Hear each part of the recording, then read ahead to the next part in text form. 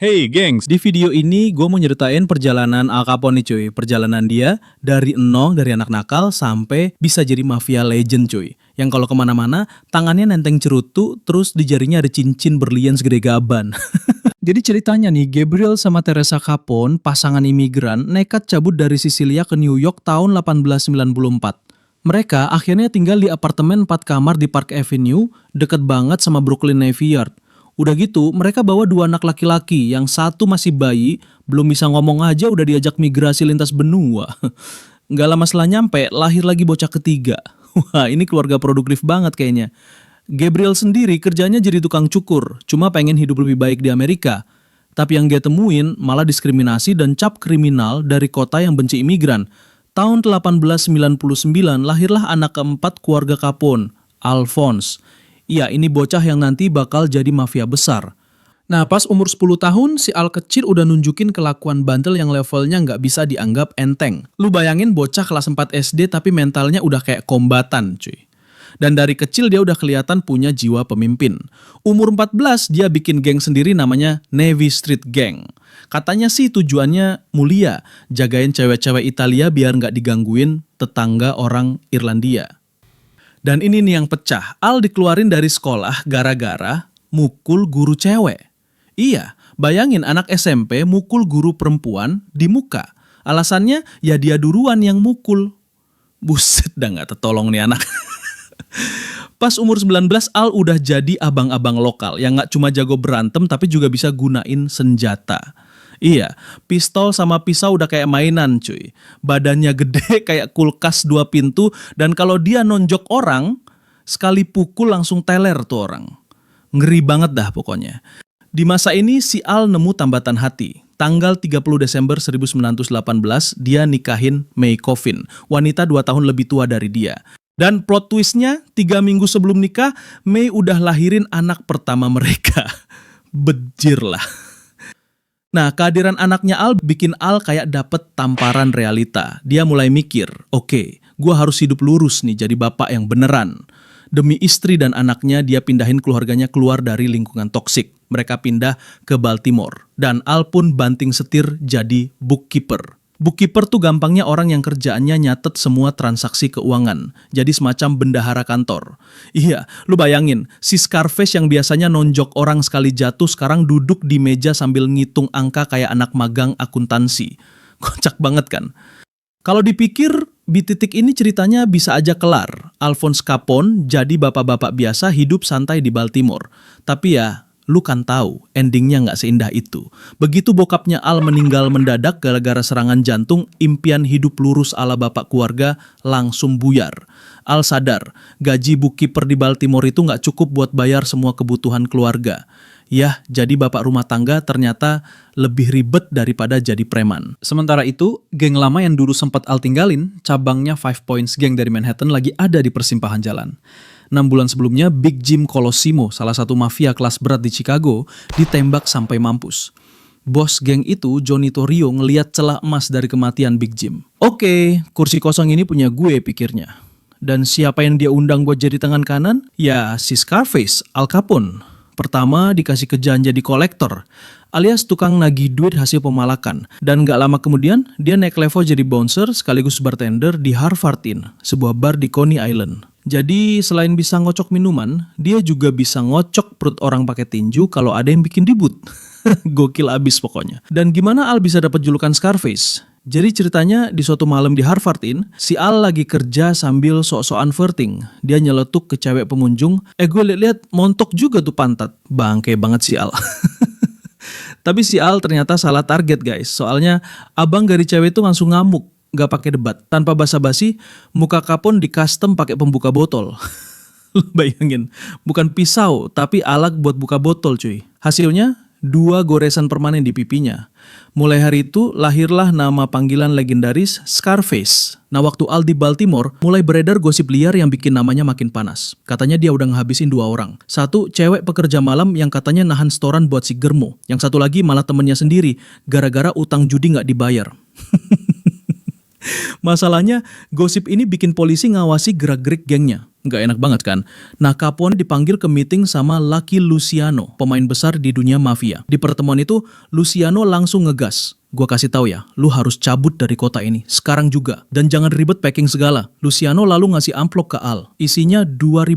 Dia bilang, lu langsung ke Grand Central Station, naik kereta, dan gas ke Chicago. Udah, gak usah banyak bacot. Dan gitu aja, Scarface resmi dipindah dari level preman lokal ke panggung besar Chicago. Tahun 1921, Al Capone nyampe di Chicago dengan semangat 45, siap belajar, siap gila-gilaan. Istrinya sama bayi mereka ditinggal dulu di Brooklyn. Katanya, sabar ya sayang, nanti kalau gue udah sukses di sini, baru lo nyusul. Yang jadi masalah buat Johnny Torrio, bosnya Al, gimana caranya bikin Capone berhenti mikir kalau semua masalah bisa diselesaikan dengan tinju. Dia harus ngajarin Al buat berpikir pakai otak, bukan cuma tinju. Torrio tahu, kalau mau sukses di dunia gelap, yang dipakai bukan cuma otot, tapi strategi. Jadi, Capone ditaruh di posisi head bouncer sekaligus bartender di Four Deuces, sebuah gedung 4 lantai yang jadi markas utama Torrio. Ada bar, ada kafe, dan di lantai paling atas ada bisnis tambahan, brothel. Dan Al sering nongkrong di lantai atas. Bukan nongkrong kerja, tapi ya riset lapangan. Saking seringnya dia riset lapangan, dia akhirnya kena penyakit sifilis cuy, yang bakal jadi masalah kesehatan seumur hidupnya. Kerjaannya Al begitu rapi sampai-sampai dalam setahun dia naik pangkat jadi partner bisnis, ikut menikmati keuntungan $100.000 setahun. Bejir, banyak banget itu duit di tahun segitu, sekarang aja masih gede banget cuy. Tapi muncul masalah baru. Oktober 1923, wali kota Chicago, William E. Devine, naik jabatan dengan tagline, bersihkan kota dari kriminal. Torrio nggak mau ribet, dia langsung cabut markas besar ke pinggiran barat, Cicero, biar nggak gampang dikeruduk polisi. Rencananya simple tapi jenius, bikin Cicero jadi kota bebas. Tempat geng bisa jual minuman keras sesuka hati dan buka meja judi, kayak buka lapak nasi goreng. Torrio nggak asal gas, dia nego dulu sama pihak berwajib. Dealnya, oke, rumah bordil di Cicero gue tutup, tapi jangan ganggu bisnis minuman sama judi gue. Dan biar makin aman, polisi dan politisi lokal dikasih persenan juga tiap bulannya. Amplop masuk, semua aman terkendali. Dan bener aja, hasilnya dalam 6 bulan doang, geng Capone dan Torrio udah punya nguasai Cicero sepenuhnya guys. Januari 1924, Torrio udah pede sama posisinya di Chicago. Saking pedenya, dia cabut liburan balik ke kampung halaman, alias Italia, dengan rencana beliin rumah kece buat nyokapnya di Venesia. Nah, pemilu lokal bakal digelar bulan April dan Capone udah siap main kotor habis-habisan biar pejabat yang dukung dia tetap menang. Capone gak main-main, dia manggil 2 kakaknya, Ralph dan Frank langsung dari New York buat bantuin. Dan cara mereka berbuat curang gini, kertas suara yang gak sesuai diganti cuy. Hasilnya langsung di custom biar kandidat mereka yang menang. Dan gokilnya, semua orang cuma bisa diem aja. Polisi, sheriff, jaksa negara bagian, semua ikut mengganggu. Mungkin mikir, daripada gua kena masalah, mending pura-pura nggak lihat. Tapi nggak semua orang diem. Ada warga jujur yang ngamuk dan lapor ke hakim Chicago, Edmunds di Cherokee, biar ada yang beresin kekacauan ini. Cherokee pun langsung gerak cepat. Dia rekrut 70 polisi Chicago, nyamar pakai baju sipil, dan langsung tancap gas. Begitu nyampe Cicero, mereka nemuin Frank Capone di jalan. Dan tanpa basa-basi, langsung diberondong peluru.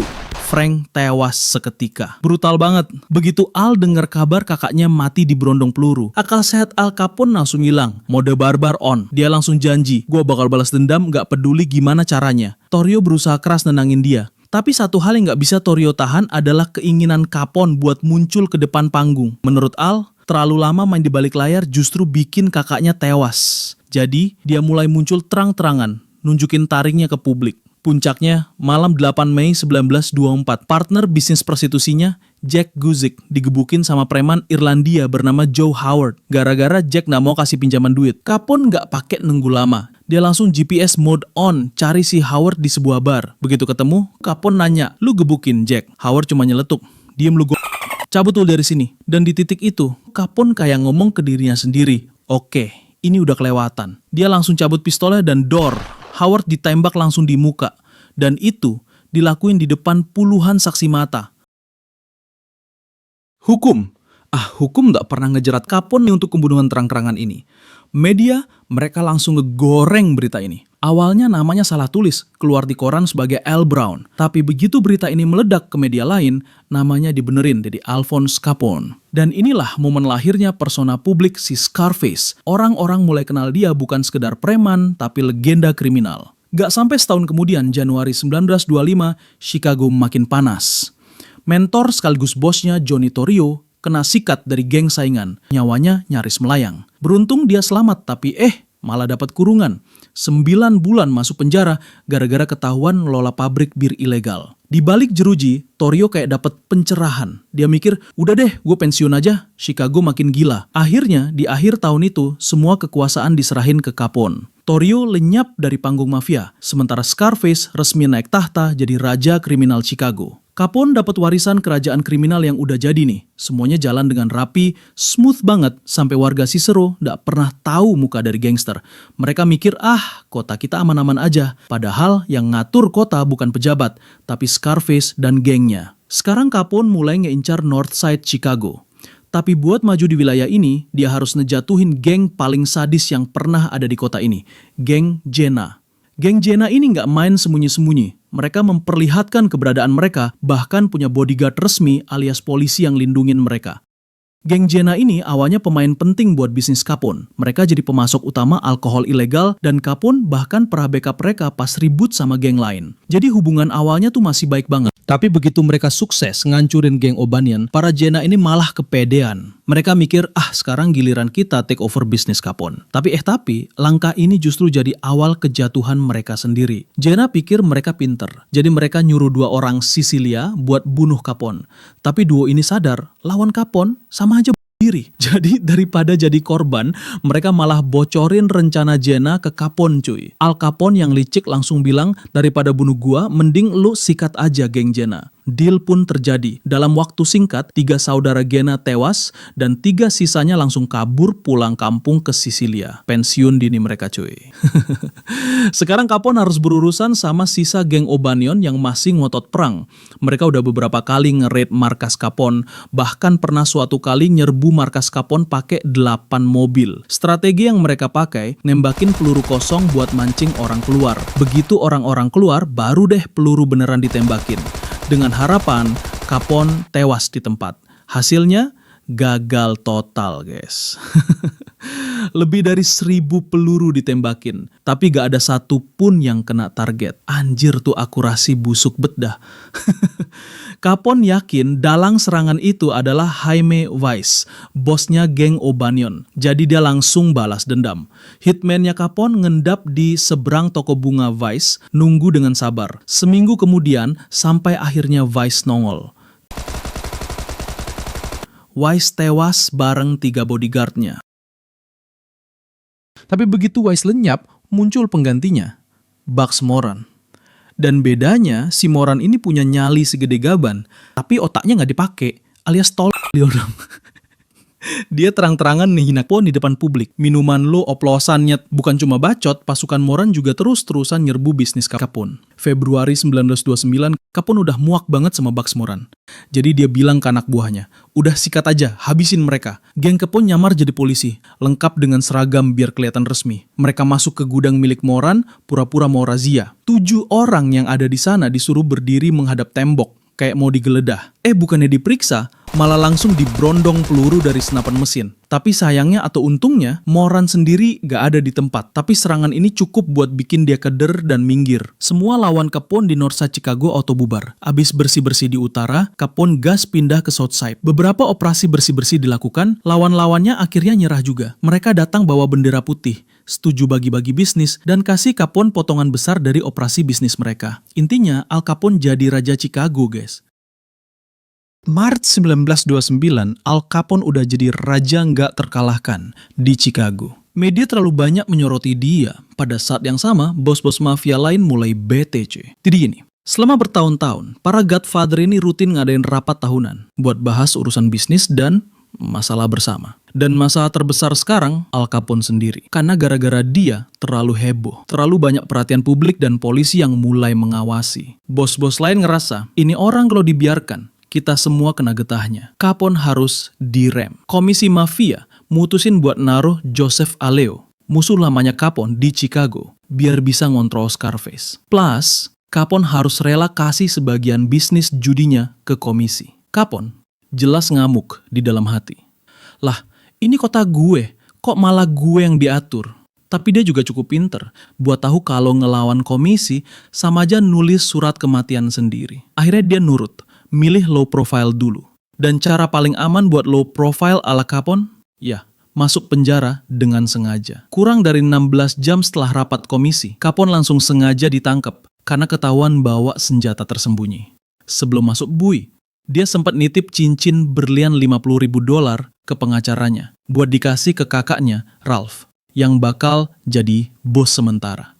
Capone mulai ngejalanin hukuman penjara 12 bulan. Pas keluar dari sel, bulan Maret 1930, dunia udah berubah total. FBI sekarang resmi nempelin label Public Enemy No. 1 di jidatnya. Pemerintah federal udah anggap dia sampah masyarakat.